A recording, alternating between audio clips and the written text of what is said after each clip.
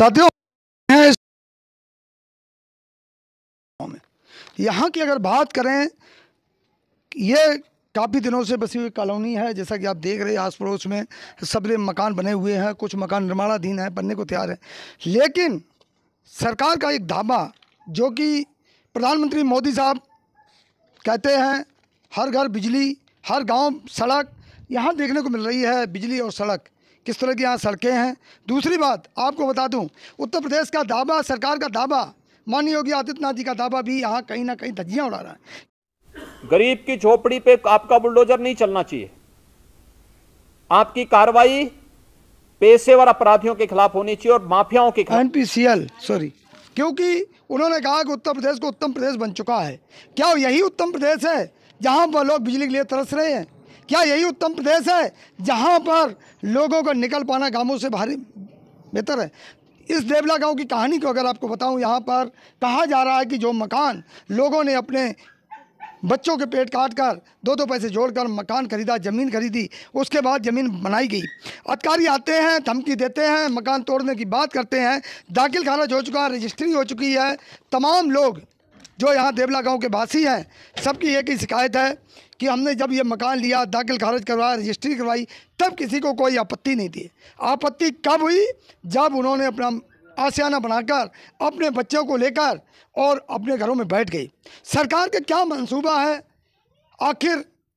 NPCL sorry, बिजली विभाग, अगर उसकी बात करूं, NCPL के अधिकारी कहते हैं कि जी आपके यहाँ मीटर नहीं लग पाएंगे। मीटर किनके लगेंगे? जिन लोगों ने पैसे दिए हैं, और पैसे हमारे पास तमाम लिस्ट है जिन लोगों ने 13,673 रुपये की बाकायदा रसीद कटवाई है। और गरीब अगर कहीं पे उसने ऐसी भूमि पर उसका मकान बन ही गया है तो पहले उस जो आरक्षित श्रेणी की हो तो उन्हें पहले कहीं कोई व्यवस्था दीजिए। व्यवस्था देने के बाद तब जाकर के पेपर है और रिकॉर्ड है। NCPL के अधिकारियों से बात की, वो बात करने को तैयार नहीं है। एक मैडम से बात हुई, उन्होंने कहा कि जी जब मीटर आएंगे तब लग जाएंगे।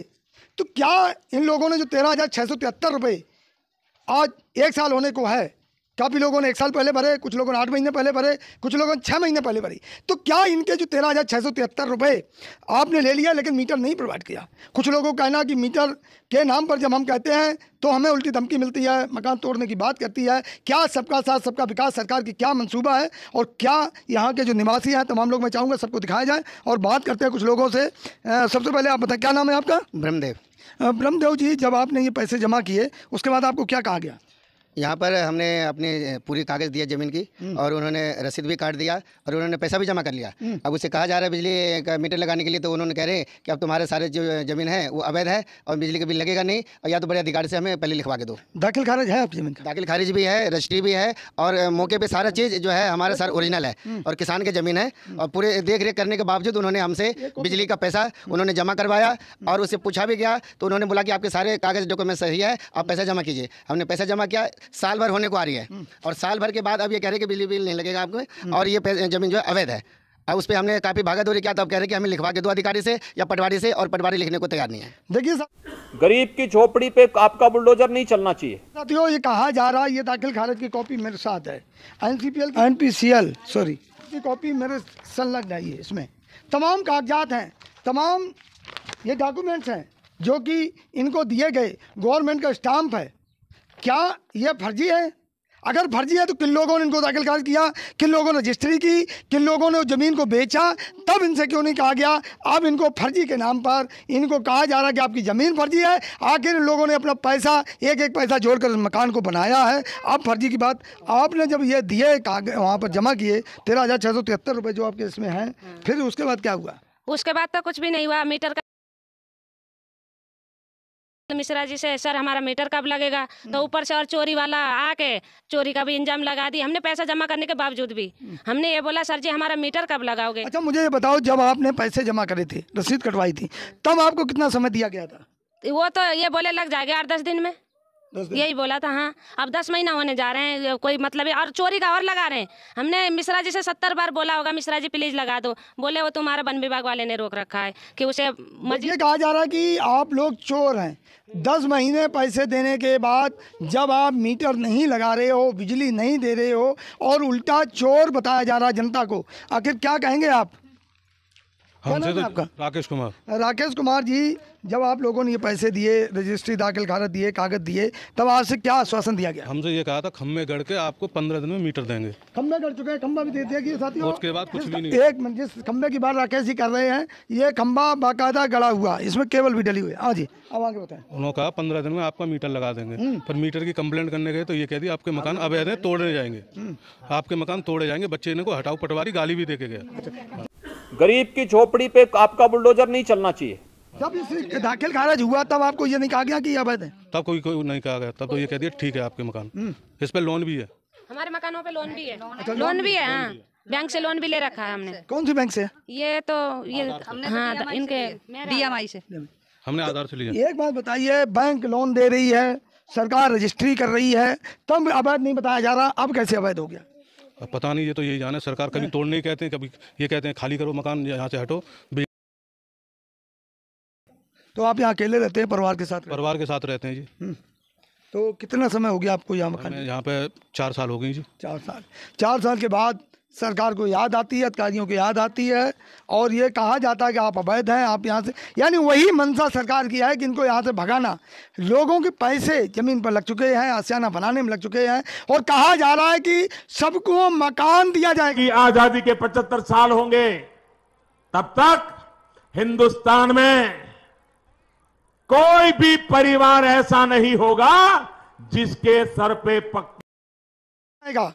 माननीय प्रधानमंत्री जी कहते हैं, तमाम सरकार के लोग कहते हैं कि सबको मकान दिया जाएगा, किसी को भी झुग्गी में नहीं रहने दिया जाएगा, मकान दिया जाएगा, लेकिन यहाँ तो मकान खाली करने की बात की जा रही है। क्या कहेंगे? जी सर, यहाँ पे जैसे हम लोग मकान बना लिए हैं, बनाते समय कोई नहीं रोका गया, और बनने के बाद जब मकान बनने के बाद ये हुआ था कि चलिए कोई बात नहीं, आपकी थोड़ी सी ज़मीनें इधर के बजाय अलग दूसरे तरफ हो गई हैं, आपकी ज़मीनें एक्चुअल यहाँ पे नहीं है, यहाँ से थोड़ा सा हट के हैं। तो हम लोगों ने जब कहा, पटवारी साहब से, राकेश नागर जी हैं, हम कहे कोई बात नहीं, यहाँ से हट के अगर ज़मीनें हैं तो हमें वहाँ पे नाप के दे दिया जाए, हम लोग अपना आशियाना वहाँ बना लेंगे।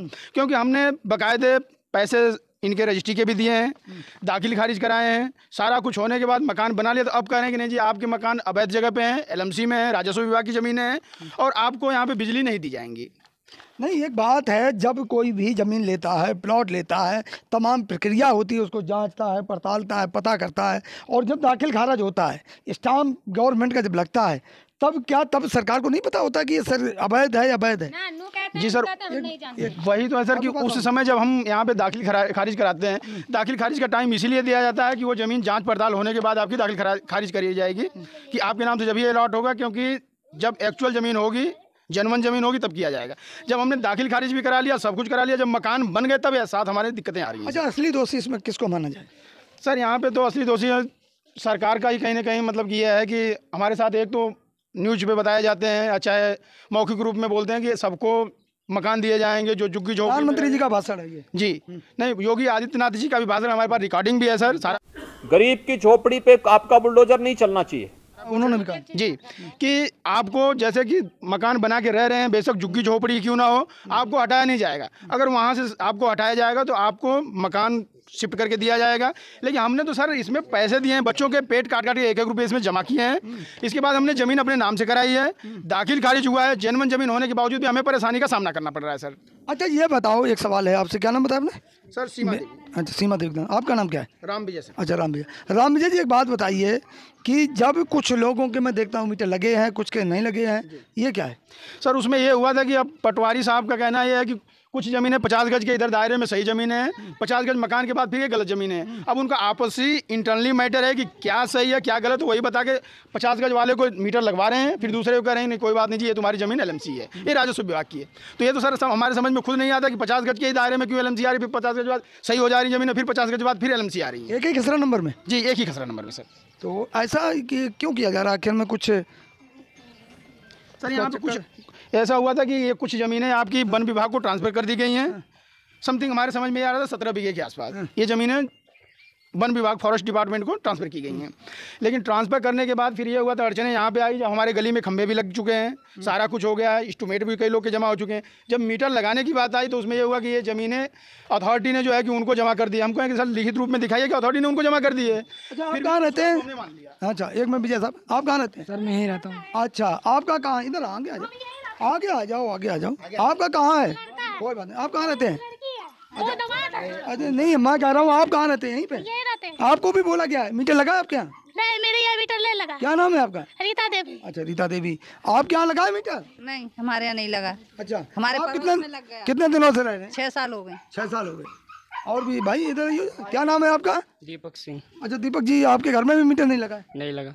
तो देखिए, तमाम लोगों के घरों में मीटर नहीं लगे हैं, दाखिल खाना जाए, पैसे दे रखे इन्होंने। और बिजली विभाग एनसीपीएल को भी,